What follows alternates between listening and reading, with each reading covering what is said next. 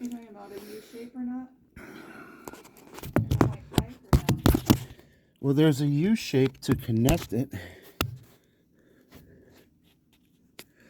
Is it the correct way, like where you'd see a U written on a piece of paper?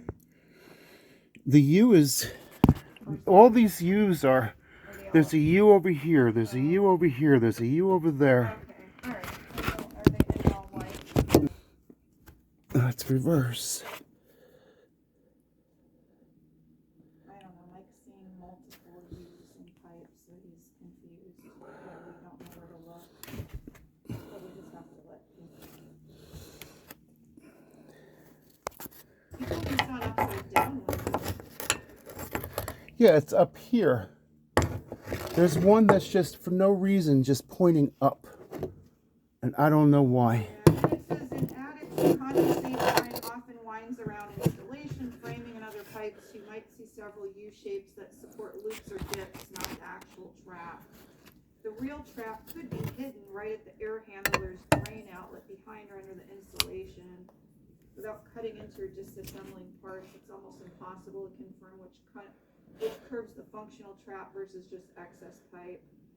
It's normal that Mike's seeing multiple U's. That's what a layperson would see. This looks like spaghetti up there. See, and then, see, that's the one here. I'm just going to record what I see. Okay. If you see anything inverted, make sure to get, an upside down, you get a picture, recording.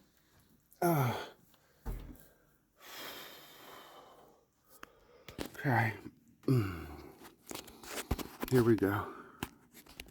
Why is it recording my hands? Okay, that makes sense. So, there's this underneath the panel that goes down here and then shoots all the way down there. And then there's another one, which I already filmed. There's a U, and it goes that way. And this here ends there. It goes into this.